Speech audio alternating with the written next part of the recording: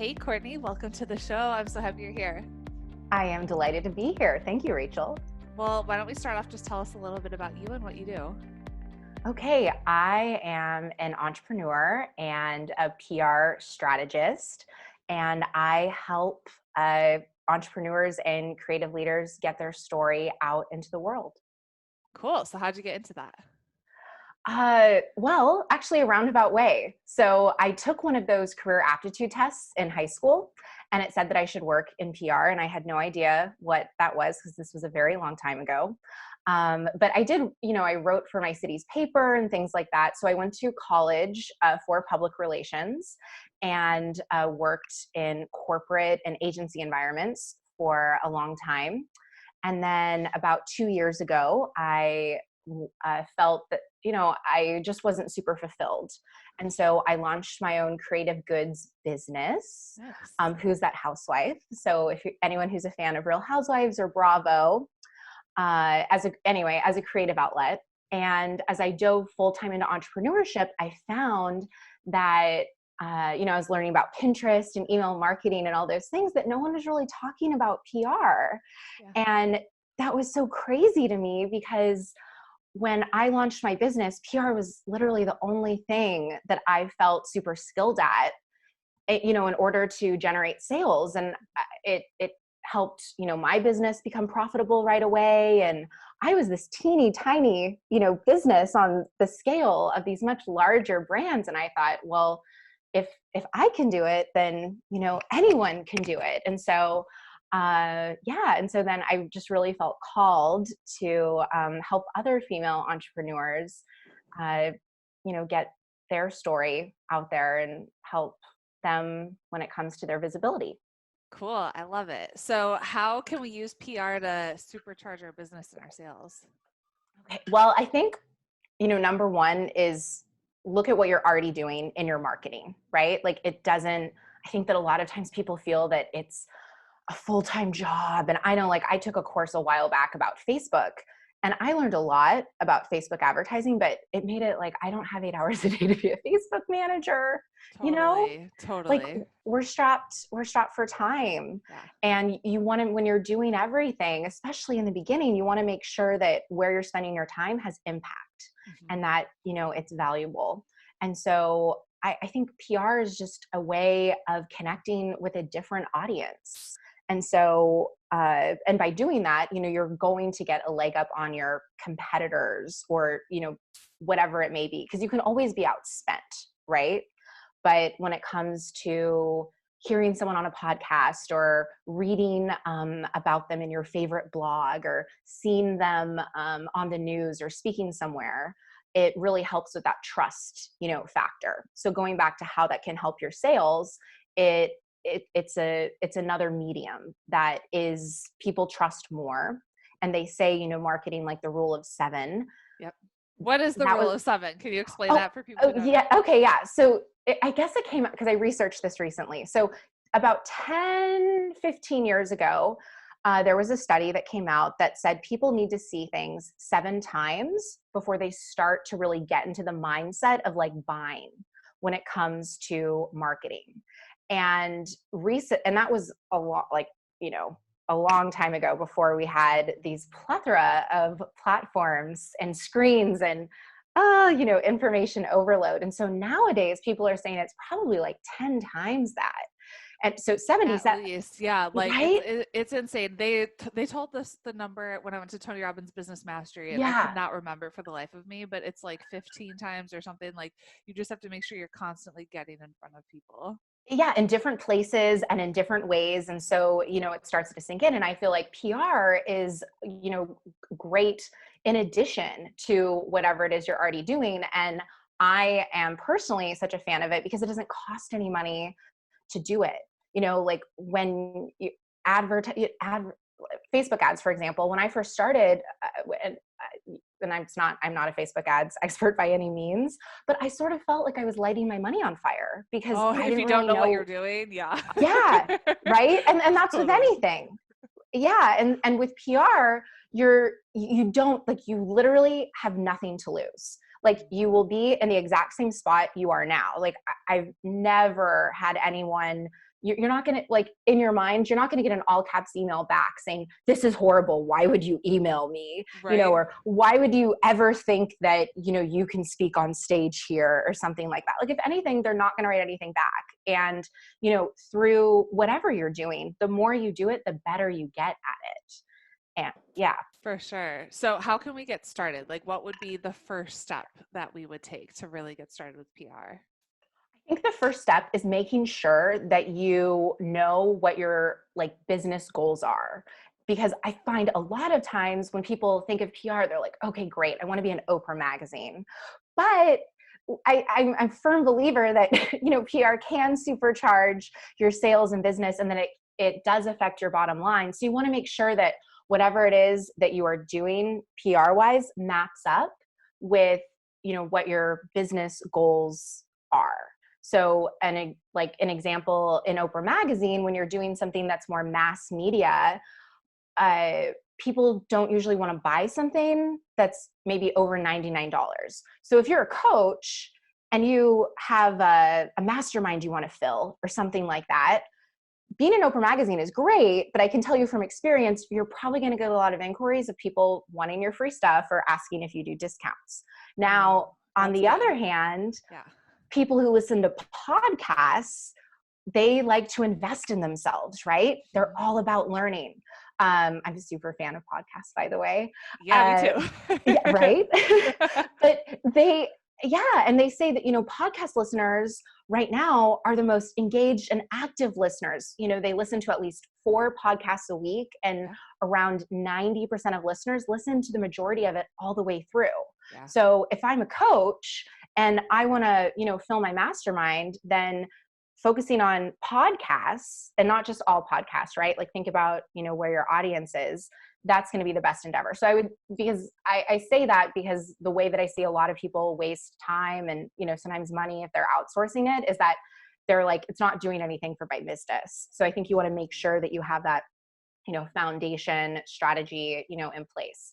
And then I would look at, where is your audience? Like, who do they look to when it comes to, if I'm a fitness expert, where do they get their tips? Who influences them, whether they're forums or magazines or whatever that is. And if you don't have an audience, it's okay. You can go into Facebook groups where they might hang out and just ask the question, you know, ask people that you see. Like, you don't, it's not one of those things like, oh, well, if I had 10,000 people in my Facebook group, then, you know, maybe I would know. You can get that in, look on Quora, Reddit, wherever it may be. And then, you know, once you get that list, and also look at others in your space, I would say, or people who you aspire to be like, see where they're appearing, look on their press page, you know, where there's synergy. And then I would start to listen to those podcasts, read those magazines, and start to know that audience that you're targeting. So you know that the people you want to reach are there, but you want to make sure that, you know, you're going to them with something compelling. And I always recommend, if you can, before you start to pitch, you know, yourself, that you start offering them something of value. So, and let them know that you're engaged, because it's showing versus telling. So instead of sending someone an email and saying, oh my God, I love your podcast, right? Like, people can see through that, but subscribe, write a review, post on your Instagram or Facebook stories that day that you're listening to it, or reply. I mean, I can't tell you how many times I've replied to like biggies, you know, emails. And when I say biggies, I mean like really big people, not the rapper who RIP, and they reply back like on a weekend. And so, you know, then, you know, you start to sort of get on their radar by showing up in different places, and you're really going to know how you can help serve their audience when you reach out to them, because you're part of it. Cool. I know those were, no, that's really great. Like, just starting to build that relationship. Mm-hmm. So once you are like kind of getting on the radar, so let's say like you're following them on Instagram and you're showing up in their DMs and you're like commenting and stuff like that. Yeah. Then what should you do? Yeah. And I would say you don't even have to show up on their DMs, right? Okay. Like, comment, engage. Like, we don't want to, you know, make it so like how don't be creepy. Don't be creepy. Rule number 1, don't be creepy, right? Like, balance it, you know? Then I would think about, okay, what is it that how can you help them, right? Because I think that a lot of times people are like, well, this is what I do and they should care. And you know, you need to think about, okay, what kind of story can I offer? And I think that's the difference between angles versus stories. You know, it's one thing to say, I'm an organization expert, right? It's another thing to say, it's a leap year this year, so we have like an extra day, and here are 10 tips on how you can be extra, you know, efficient when you're balancing working and being a new mom, or something like that, for example. So it's a story. There's something deeper there. Think about like a headline or a topic that, you know, you would want to click on. And also, how can you make it timely? Like, why now? And that could be something seasonal, like, and I'm not talking about every single holiday under the sun, like National Cupcake Day. Although if you do make cupcakes, that could be a way to get your business for sure out there. But also like what's happening, you know, in the world. If there's an election, if the Olympics, you know, are going on, if it's a time of year that let's say I'm a dog trainer and this is the time of year where the most dogs are adopted, right? So then you could, or you're a nutritionist and it's back to school time and here's some meal options for picky eaters, or whatever it may be. So I think that like having the compelling story and having some sort of like urgency, timeliness, you know, why now? And also that you are cutting to the chase like right away. You know, you have, I would say, a couple of seconds to really like grab their attention. So saying, dear Rachel, you know, I'm a blank, blank, blank, blank, blank. It's like you're already going into it the wrong way because it's about you, right? You need to think about them and how you can help them. And so maybe you can do a line about, I'm pretending if I'm, you know, pitching you. I really loved your tips on how to prune my peonies you did last week. I did that and I'm already starting to see some new buds. I'm pretending you're a gardening writer. Okay. Okay. Right. So say that like you saw something that you implemented it. I noticed that you haven't said anything about gophers, and they tend to be I'm obviously I'm not a gardener. Gophers, and that they tend to be, you know, a big issue. And I found that I was able to, you know, stop them from coming into my garden using using things around the house that are non-toxic. And I thought that that could be, you know, a great, you know, potential story. You know, I'd love to collaborate on that with you. Like, what do you think? Yeah. And also I think ending with a call to action. And if you're writing something and you have to scroll, I would say it's too long. You know, good. We're not putting essays, you know, out there, like tightening it as much as possible. And I think that we're all polite people, but you also need to like get to the point. Like I read from PR coaching clients that they'll say, okay, thanks. Like, let me know if you have any questions, or thanks for the consideration. And it's like, yes, you should say thank you, but you should also ask them a question, because even if it's a blogger, let's say that you're pitching, or an influencer for a collaboration, if you don't have that, just like how you would email your list or, you know, anything, like you need to have a strong call to action. What would an example be? I just say interested ? Or, you know, I was pitching something for a one-on-one client this week, and I said, you know, is this something that's up your alley ? I think it's really, really important. I don't know why I said ? I think it's really, really important that you are authentic to your own voice.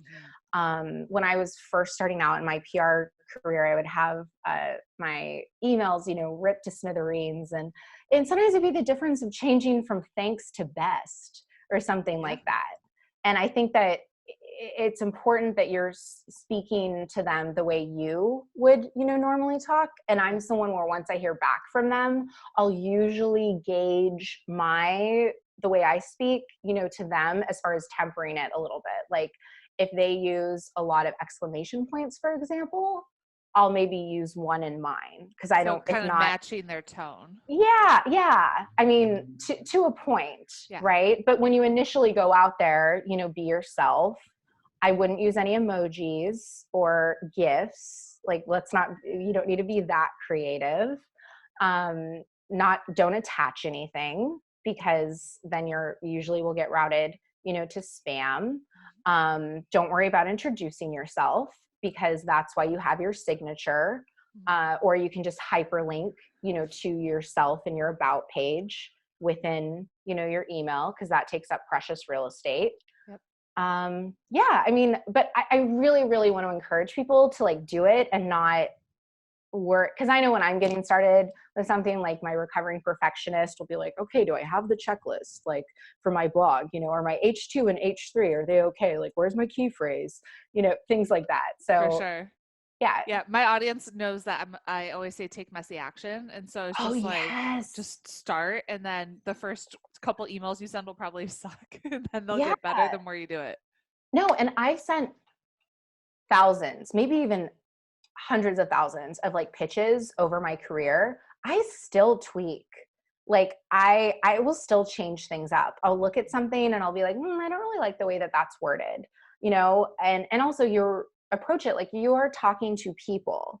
Like AI, there aren't any artificial intelligence editors, bookers, things like that. So like talk to them, you know, like a human, and really, you know, personalize it as much as you can, and like show them that you're a person too. And I find that then you'll, you know, get a response. And if you do get a no, that I think of, you know, Cher from Clueless, like it's just a jumping off point to start negotiations. Oh, I like that. Right? No, it's true, because, and don't confuse silence with a no. Yeah. Because sometimes it just means that, especially if it's a blogger or a podcaster, they're doing other things. So like I've had it where it's like 6 weeks before I get a reply, you know, sometimes, because they're just, you know, they have their process and they're, you know, going through it. And if you do get a no, ask why, right? Not like, why not? This is the best thing ever. You know, you crazy, but more like, you know, what could make it better for the future, or why not now?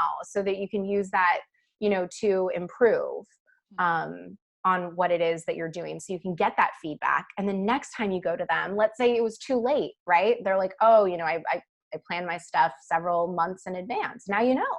Yeah. Cool. I like the example you gave of like trying to pitch to be on Oprah magazine versus, you know, podcasts. So let's say you want to be in like Forbes or Entrepreneur. Would those audiences be more like buyers, right? And would that help you fill up a mastermind or sell courses? What do you think? It could. Yeah. I also think that sometimes it helps with credibility in other ways. Yeah. Like if you want to get investors for your business, for example, you can have all the testimonials in the world, but in my experience, they usually look to press as like the marker of, okay, how is their business, you know, really doing?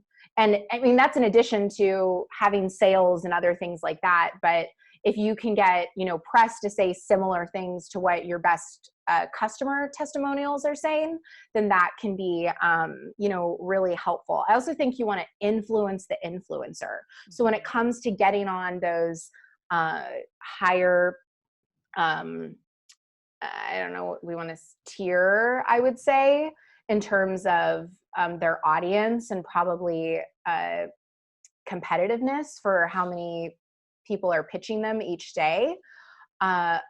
Look on their Twitter feed, for example. Where are they reading? Because I joke that you're at a party, right? And nobody wants to get in the pool first. And so, you know, look at it as stepping stones. When it comes to your press. Like if people want to be on Good Morning America or the Today Show, then start with your local news and, you know, being on air and being on broadcast. A producer friend of mine at the Today Show was saying that someone pitching him without either having a video or something that shows how they are on camera, especially live, is like a realtor trying to sell a house without photos of it. Yeah. Right? Like that's That's a tough sell. Yeah, for sure. Sorry, go ahead. No, you're fine. I was going to ask, what would be the first step to pitch someone like Entrepreneur Magazine or Forbes or something like that? Well, I would look at the editors and contributors that they have on there that write about your space. Forbes, for example, has like Forbes Women, and there's a whole slew of writers and editors that cover that. And a lot of the time, they have their email on there. So I would look at like what they've done previously, and for the most part, you can find a pattern in terms of what they're covering and like what elements. So if you saw another leader in your space get covered and it talked about maybe the number of countries that her audience is in and things like that, sort of put those bullet points about your own business in your back pocket. And something I don't think we've covered yet is you can dispel any doubts with data. So press and PR, they love numbers, but real numbers. And I think that that's something that it took me a little bit to translate. Like, I'm so used to being bottom line and like to the fact. So like for email marketing, trying to get people to like go to each step and click here, do this and stuff like that. I'm like, I just need to get to the point. So you do want to make sure that the numbers that you're sharing with them are real and actual, but it can really help contextualize it for them. And it doesn't mean you need to show them like, this is how much money and revenue, you know what I mean, I got, but sort of just to show them. And for Entrepreneur, they actually accept a lot of contributed opportunities. Nice. And so you not only can you pitch them, but nowadays they are very hungry for content. And so if you, a lot of times they want stuff that hasn't appeared anywhere else, but if you can look at what kind of articles maybe they haven't covered in a while or topics and what you do. And I think, a lot of people that are listening to this are already blogging. So they already have, a leg up in terms of like they're awesome content creators. And that is, will bode very well for you because a lot of editors, they actually prefer to see what your writing looks like when it hasn't appeared anywhere else, because they want to know as an editor, how much work are you going to be, right? And so it doesn't matter like if you've never appeared in Huffington Post or if you haven't been published anywhere, like just put it in a Google Doc, right? Or link them to your blog to show them like, yes, I'm capable. I know what I'm doing. Cool. How much time would you say this would take like per week? And what should be some of those action steps we make sure that we do? Yeah. I mean, I say you can do it in 10 minutes a day. I'm someone where I prefer to sort of batch block my work. Me so too. Yeah. So, I mean, I'll usually pick like 2 days and maybe an hour on like each day, but the consuming part you can do easily, right? I encourage my clients, even if they're not on Twitter, I'm not saying that they need to add a whole other social media realm to the mix, but that is where the majority of journalists are. So you can create an account and you can create private lists and just start adding influencers and, reporters that you're covering on there to quickly check in and see what it is that either they're writing about or topics that they are interested in. And also based on what they're retweeting, you can sort of figure out, okay, these are the places where they get their information in terms of additional, ways to contact. And so I think that just by doing a little bit, each day is helpful in terms of knowing what your goals are, figuring out where the places that you need to be, who those people are, what it is, that they're covering, and then putting together what your like pitch will look like, for that person. And I would say you can just start with one, you don't need to, and even I do this, like I have when I was launching Who's That Housewife, I had a media list, but I didn't pitch everyone on there at the same time. I would pick 5 because I knew that if those 5 people got back to me, that was going to take time to, you know, give them what they needed. And I also had a full-time job, and I had a business to run. I had to box orders. I had to do customer service and everything like that. And so it doesn't need to be this really big undertaking to do. And I have a guide that like lays all of this out as far as like 5 steps that you can do to get started. Awesome. That I created for your audience. So cool. If they go there, it lays out like what we're talking about. It's like a workbook. So and questions and tips and stuff like that. Where can we get that? They can get it at CourtneyLoveGavin.com/impact. Nice. And but it's something that it really doesn't need to be this overwhelming thing. I'll usually choose one day that I either pitch or work on sort of finessing when I'm doing it for myself, my own angles. And then I choose another day where I will research. And I mean, I listen to podcasts all the time and subscribe to magazines and things like that. So it doesn't always have to feel like work, per se. And you could even just take the link and throw it into a Trello board or something like that. Or I call it like a Raggedy Ann information document. So like you see something, you're like, oh, like that could be a good writer, or like that could be a great speaking opportunity or something. Then just, throw it in there. Cool. So do you ever have people that say, this is awesome, but I have like a fear of being seen, or I have imposter syndrome and I don't think of myself as being like that expert? Oh yeah. Yeah. And I actually had to work through that with myself. So I 100% relate to that. I think that a lot of times people feel that they're not ready. Yeah. And I say, as long as you have a vision, like let's say your product isn't even out there, right? If you have a vision for what it is that you want to do or what you want to make, you are totally ready. You don't need a website. You don't need headshots. You don't need product photography. You don't need a professional bio. You don't need an email list. You don't need followers, right? You just need to have something compelling, to share, to share with the world. And I think that really, instead of thinking about it, I found, at least when I was thinking about it with myself, like, how will I sound? What will people think? I'm PR. I'm supposed to be in the background. Like, what does, this mean? Then you're thinking about yourself. You think about it outwardly, like, how can I help people? How can I really serve, their audience?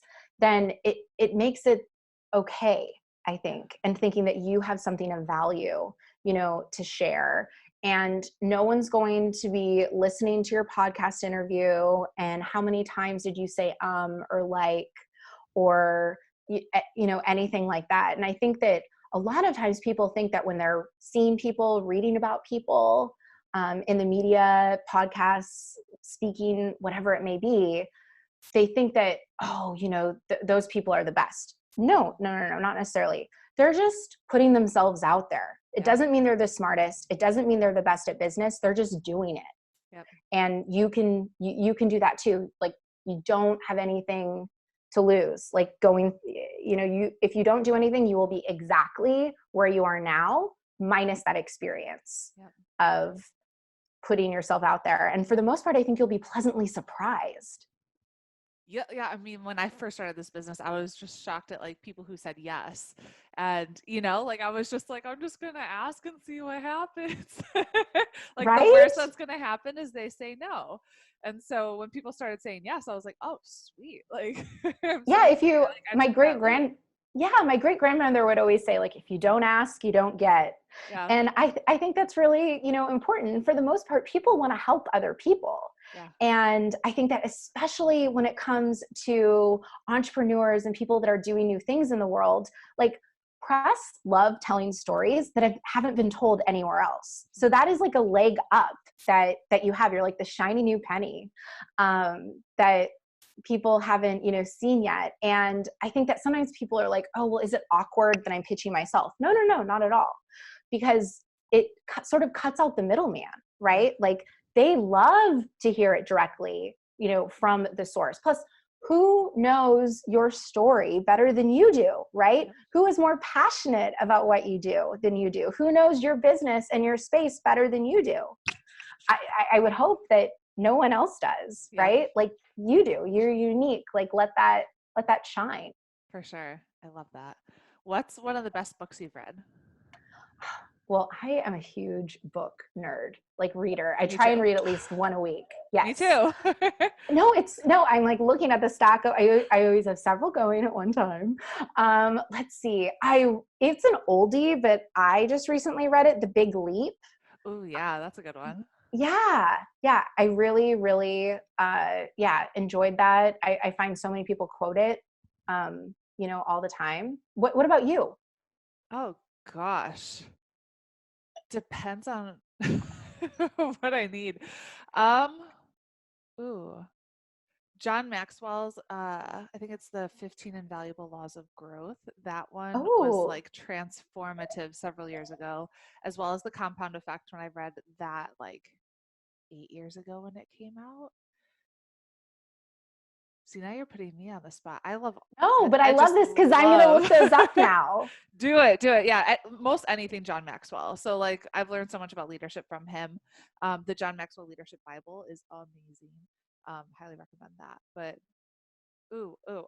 Crazy Love by Francis Chan and Radical by David Platt as well are amazing. So those would be like my short list.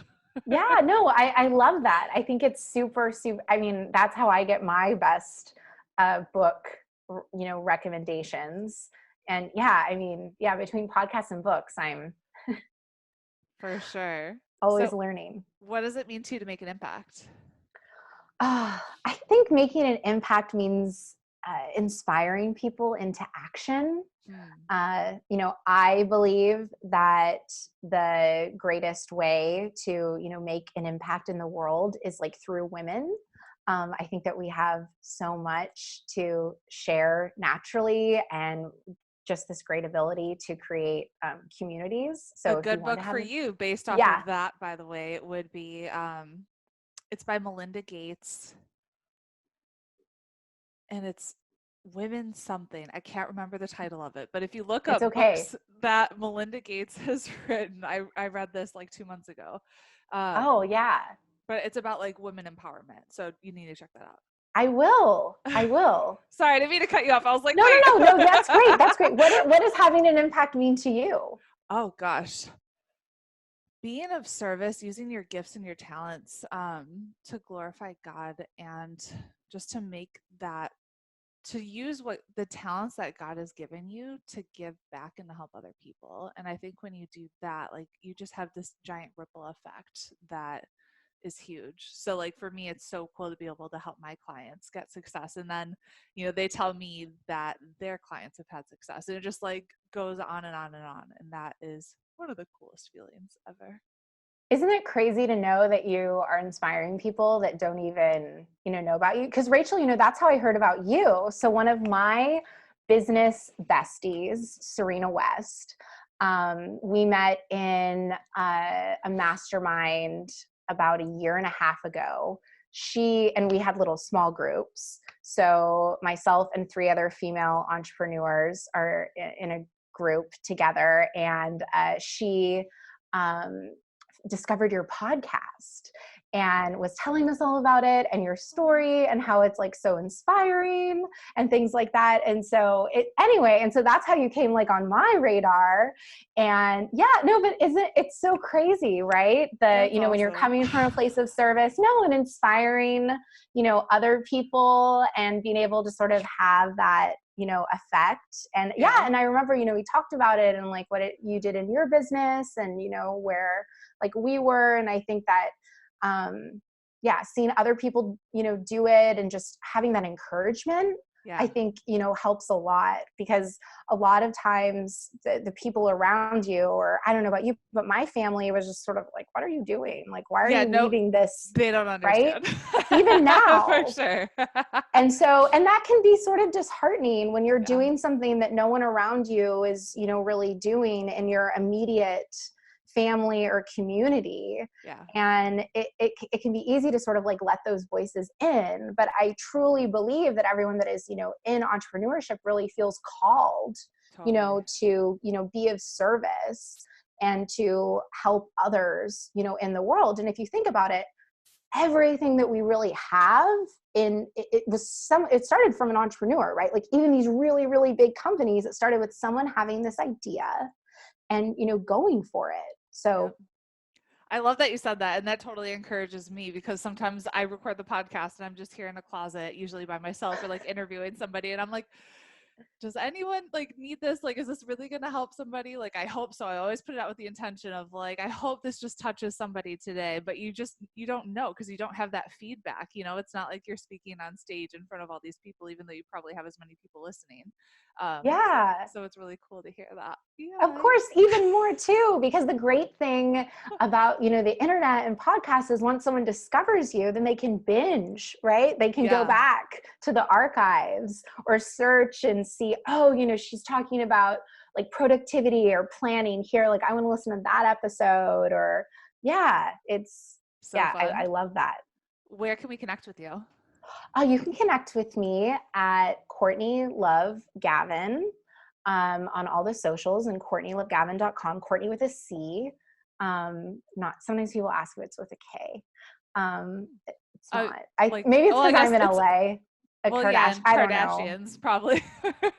I don't know. I'm old school, I guess.